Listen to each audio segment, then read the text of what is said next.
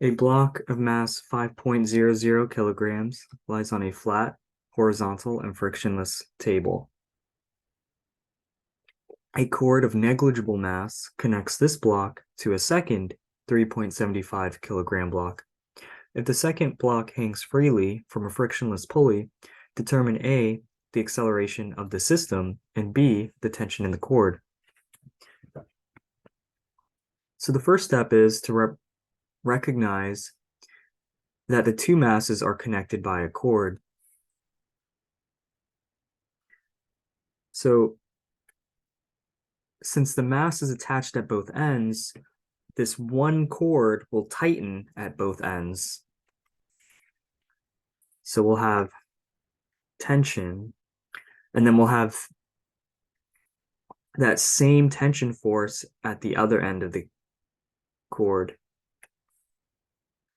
So just keep that in mind. Again, tension is a pulling force. It always points away from the mass.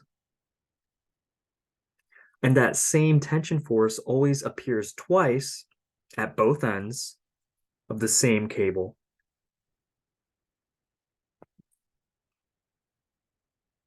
Next, the first block is on a surface, so it has a normal force. So we have, and this should be N1 because I have to distinguish it and know that it pertains specifically to the first mass. And, well, I guess in this case, it really doesn't matter though, because mass 2 isn't on a surface, so it will not have a normal force. But anyways, yes, that doesn't matter. But this does matter. Both will have gravity, so I should label this W1. Whereas for the second mass, I should label that weight 2. Perfect. So those are all forces acting on the masses. Because keep in mind that it's frictionless. I also like to draw the direction of the acceleration. So the first mass will move to the right in response to the second mass descending, moving down. So the first step is I'll apply Newton's second law for mass 1, sum of all horizontal forces acting on my mass. Well, I only have a tension acting on my mass 1, and it's a positive acceleration because it points right.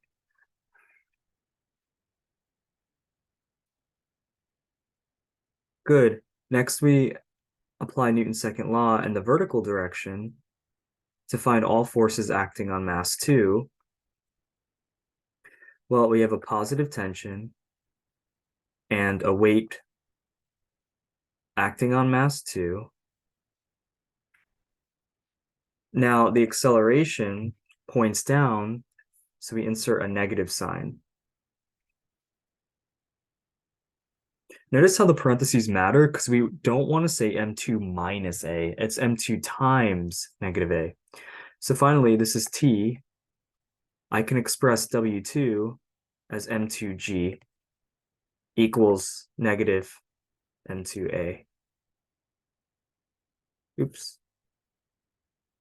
And this here is equation 2.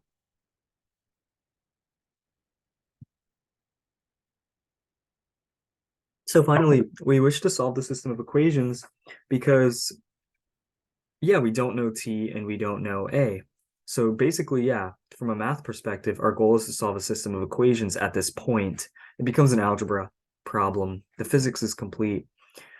So again, I'm going to take equation 2, but I'm going to plug, actually, yeah, let me just write it out one more time. Equation 2 is t minus m2g equals negative m2a. But we know that equation 1 was isolated for t. Equation 1 said t is m1a.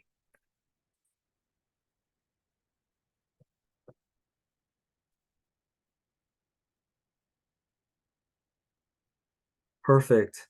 So Now I'm going to collect all my A's on the left side so I can isolate acceleration. So I'm going to add my M2A to both sides.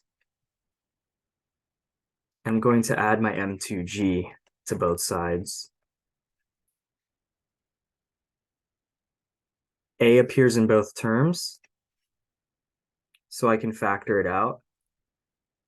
A times sum of masses equals M2G. So finally, we're just going to divide both sides by the sum of masses and obtain M2G divided by M1 plus M2. So in this case, that's the acceleration. Now let's plug in the numbers. It's going to create more space. Again, it was M2 times G, so 3.75 times 9.81 divided by my M1 plus my M2, 3.75. And once you type that into the calculator, the acceleration is about 4.20. It has units of meters per second squared.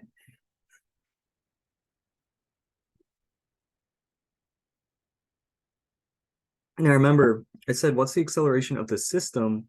So since the blocks are connected by the same cord, they move as one unit.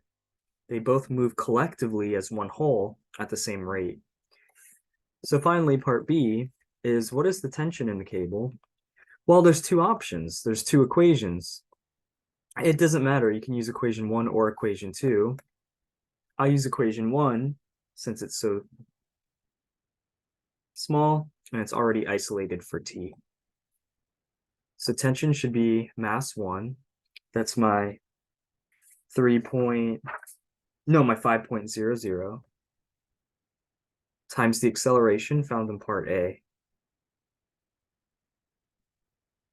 So tension is 21.0 newtons. And that's how you solve for tension and acceleration in a two-block system connected by a cord with negligible mass.